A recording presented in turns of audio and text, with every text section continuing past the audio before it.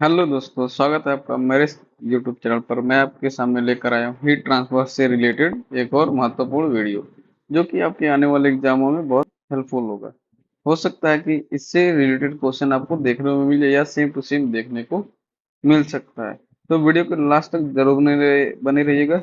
ये वीडियो आपके लिए बहुत ही हेल्पफुल और इंफॉर्मेशन वाली होने वाली है। तो चलिए स्टार्ट करते हैं। आज का पहला प्रश्न है, loss of heat from unlagged steam pipe to ambient air is by. जो हमारा हीट लॉस हो रहा है, ठीक है, स्टीम पाइप से, वो कैसे कैसे हो सकता है। Option A conduction, option B convection, option C radiation और option D all the above. ठीक है, तो इसका आंसर हो जाएगा, correct answer option number D, all the above. बढ़ते अगले प्रश्न की तरफ। प्रश्न नंबर 2 क्या कह रहा है, एन इंसुलेटर शुड है, मतलब इंसुलेटर में क्या होना चाहिए। ठीक है, तो option A low thermal conductivity, option B high thermal conductivity, option C less resistant to, और ऑप्शन डी है ए पोरस स्ट्रक्चर। तो इसका करेक्ट आंसर हो जाएगा ऑप्शन नंबर ए, लो थर्मल कंडक्टिविटी। ठीक है, बढ़ते अगले प्रश्न की तरफ। प्रश्न नंबर 3 क्या कह रहा है, Prandtl number is the ratio of. Prandtl number का मतलब क्या है, रेशियो। ऑप्शन ए है momentum diffusivity to mass diffusivity, option B है momentum diffusivity to thermal diffusivity, और ऑप्शन सी है thermal diffusivity to mass diffusivity, और ऑप्शन डी है thermal diffusivity to momentum diffusivity. इसका correct answer option number B, momentum diffusivity to thermal diffusivity. ठीक है, बढ़ते अगले प्रश्न की तरफ। प्रश्न नंबर 4 क्या कह रहा है, the statement that maximum length of the radiation is inversely proportional to temperature is law. जो हमारा वेवलेंथ है, ठीक है, वेवलेंथ है हमारा, वो इनवर्सली प्रोपोर्शनल टू टेम्परेचर के, या किसका लॉ है यह। Option A Stefan Boltzmann, option B है प्लैंक्स इफेक्ट, ऑप्शन सी है विंस डिस्प्लेसमेंट, और ऑप्शन डी है नन ऑफ दिस। तो ये जो लॉ है ये हमारा विंस डिस्प्लेसमेंट लॉ है। ठीक है, बढ़ते अगले प्रश्न की तरफ। प्रश्न नंबर 5 क्या कह रहा है, फिंडेड ट्यूब हीट एक्सचेंजर्स। जो हमारा फिंडेड ट्यूब हीट एक्सचेंजर है वो क्या है। Option A give larger area per tube, option B use metal fins of low thermal conductivity, option C है facilitate very large temperature drop through tube wall, और option D all are used for smaller heat load. इसका correct answer है option number A, gives larger area per tube. जो ऐसे हमारे ये tube है, और इसके ऊपर ऊपर हम ये फेंस लगा दे रहे हैं, तो हमारा जो इसका एरिया है ट्यूब का आउटसाइड का काफी बढ़ जा रहा है। ठीक है, तो बढ़ते अगले प्रश्न की तरफ। प्रश्न नंबर 6 क्या कह रहा है, boiling point elevation of solution of NaOH, मतलब कॉस्टिक, इसको कॉस्टिक बोला जाता है। ठीक है, NaOH को। Option A increase rapidly with temperature rise, is almost independent of temperature, option C is almost independent on pressure, और ऑप्शन डी है बोथ बी एंड सी। इसका करेक्ट आंसर हो जाएगा option number D, both B and C, मतलब temperature और pressure दोनों पे depend रहता है। ठीक है, तो इस बढ़ते अगले प्रश्न की तरफ। प्रश्न नंबर 7 क्या कह रहा है, vent pipes are provided in a condenser to. जो हमारा वेंट पाइप होता है कंडेंसर में, वो क्यों लगा था। Option A remove non condensable gases, option B purge the condenser, और ऑप्शन सी है facilitate easy cleaning of tube, और option D none of this. तो हमारा जो वेंट पाइप या वेंट लाइन दिया जाता है वो हमारा नॉन कंडेंसेबल गैसेस को निकलने के लिए दिया जाता है। ठीक है, तो इसका करेक्ट आंसर ऑप्शन नंबर ए।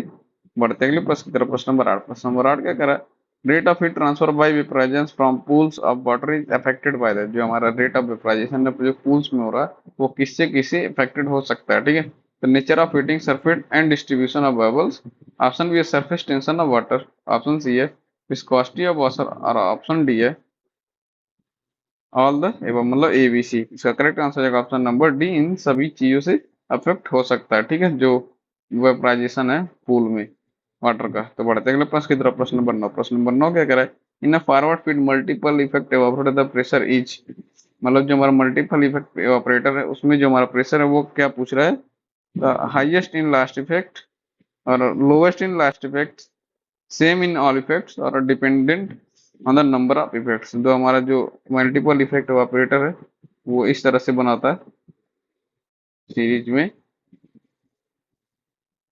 ठीक है।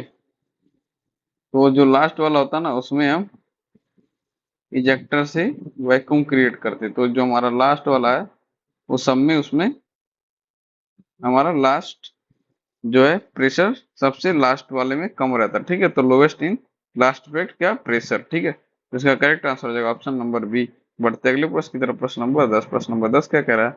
Air is best heated with steam in a heat exchanger of. जो हमारा एयर बेस्ट मीडियम है स्टीम के, वो क्या है? Option number A plate type, option number B double pipe type with fins on steam side, option C है double pipe type with fins on air side, मतलब जो इसे एयर है उस साइड हमारा फिन्स लगा है, ठीक है, उधर हमारा एरिया बढ़ा देगा टिप को। और ऑप्शन नंबर डी है सेल एंड ट्यूब टाइप। इसका करेक्ट आंसर हो जाएगा option number C double pipe type with fins on air side. बढ़ते हैं अगले प्रश्न की तरफ। प्रश्न नंबर 11। प्रश्न नंबर 11 क्या कह रहा है?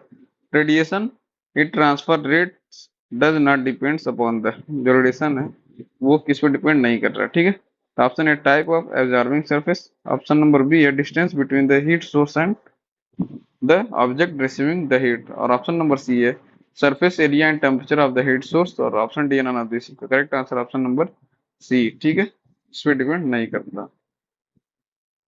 बढ़ते हैं अगले प्रश्न की तरफ। प्रश्न नंबर 12। प्रश्न नंबर 12 क्या कह रहा है? A body is called grey if the monochromatic emissivity of the body is. ठीक है, जो बॉडी है ग्रे बॉडी कब कहलाती है? ऑप्शन नंबर ए जी, मतलब जो मोनोक्रोमेटिक एमिसिविटी है उस बॉडी का क्या होगा? ऑप्शन नंबर ए जीरो होगा, ऑप्शन नंबर बी यूनिटी होगी, option number C same for all wavelength, और option number D different for all wavelength. इसका करेक्ट आंसर हो जाएगा option number D, sorry C same for all wavelength. तो बढ़ते हैं अपने अगले प्रश्न की तरफ। प्रश्न नंबर 13। प्रश्न नंबर 13 क्या कह रहा है?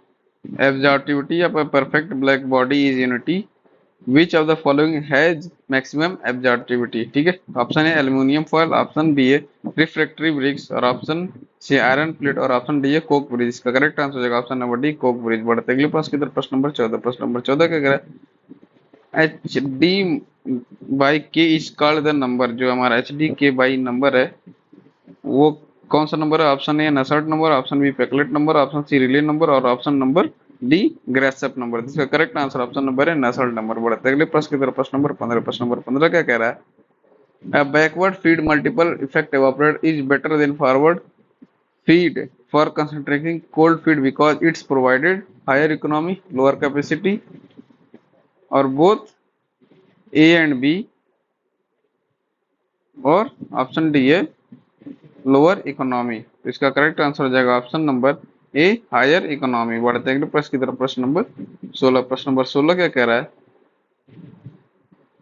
In case of the heat transfer by conduction in a hollow cylinder mean area use to calculate heat transfer rate. जो हमारा सिलेंडर में यूज किया जाता है मीन एरिया, जैसे जैसे सिलेंडर है, ठीक है, तो इसमें कौन सा एरिया यूज करेंगे हीट ट्रांसफर मेजर करने के लिए या कैलकुलेट करने के लिए? तो वही ये प्रश्न पूछ रहा था। ऑप्शन ए है जियोमेट्रिक, ऑप्शन बी है अरिथमेटिक, और ऑप्शन सी है लॉगरिथमिक, और ऑप्शन डी है आइदर ए बी और सी। इसका करेक्ट आंसर हो जाएगा ऑप्शन नंबर सी है लॉगरिथमिक। ठीक है, जो हमारा ट्यूब होता है हीट एक्सचेंजर का वो भी सिलेंड्रिकल ही होता है। ठीक है, तो बढ़ते अगले प्रश्न की तरफ। प्रश्न नंबर 17। प्रश्न नंबर 17 क्या कह रहा है?